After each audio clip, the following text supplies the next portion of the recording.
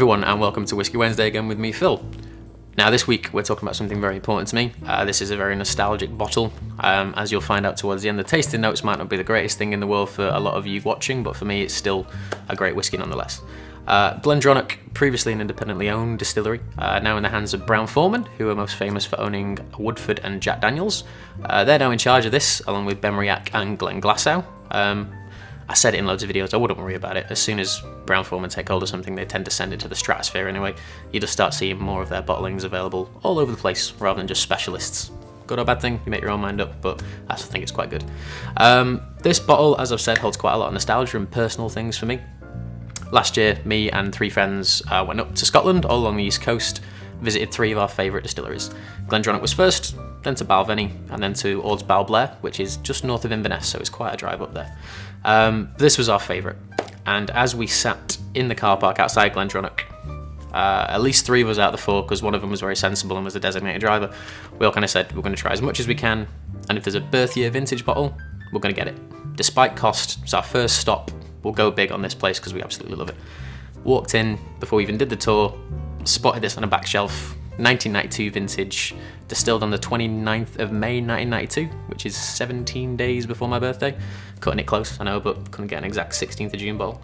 And bottled in June 2014. I picked it up for about £120, which isn't bad given current price. It is cash strength at 59.4%. It is natural colour. It is 22 years old. And as you can see, it is quite the imposing thing. It's kind of like the Dark Knight of whiskey. It's really in your face and it's really bold.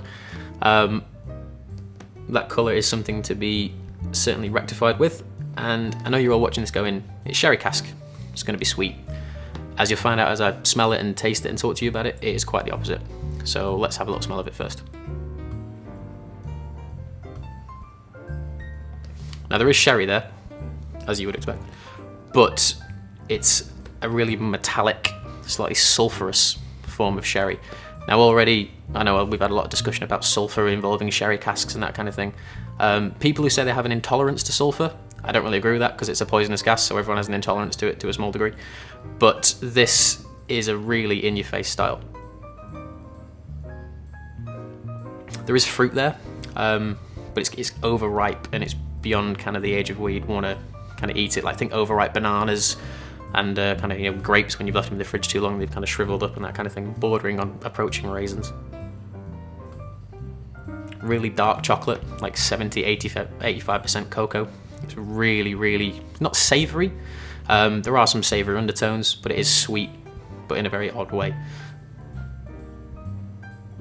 It's a little bit herbaceous too, kind of think rosemary, thyme, a little bit kind of pine even. I don't know if Dronach use pine washbacks or anything, but there's a kind of minty eucalyptus thing coming through with it. I'm going to try it both with and without water, so we'll try it without first.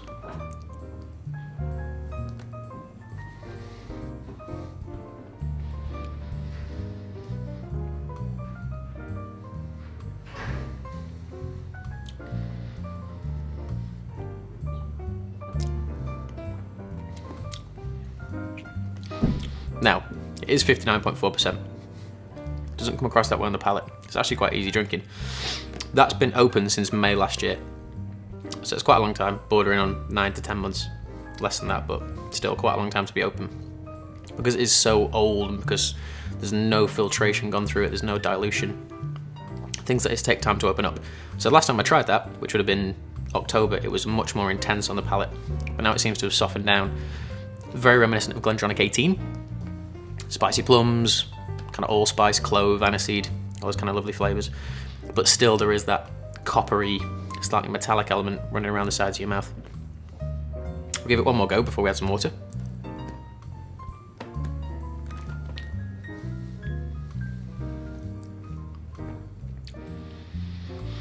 I'm kind of amazed how gentle it's become. I always said that I'd allow this thing to open up a little bit more beforehand.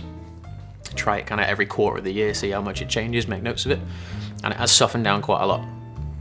I've already said this quite a lot today, but this whiskey really does remind me of a particular scene in Fight Club, or it evokes a lot of images for me, where Edward Norton's kind of got a gun in his mouth and he says, you know, when you've got a gun in your mouth, you only speak in vowels. That's what I can imagine the taste of that would be.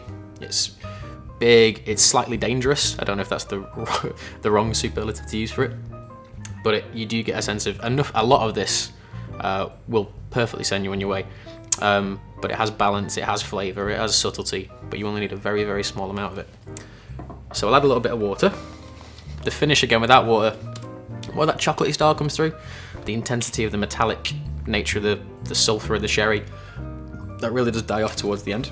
But we'll add a little bit of water, and you'll see those kind of natural oils all separate.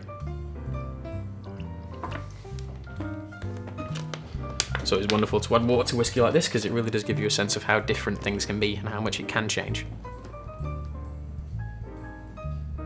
So now it's more fruit orientated. There's a little bit of apple, kind of peach.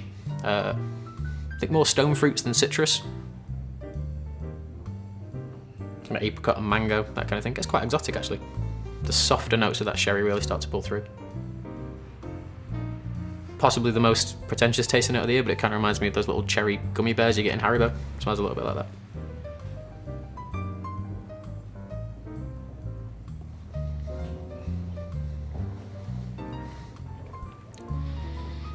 We've taken it down, it's probably taken it to about sort of 49%. Much softer, but there's a bit more of a prevalent spice towards the end of it. It's not as rich and luxurious as it was at cask strength. Just more dominant fruit flavours again. But yeah, there you go.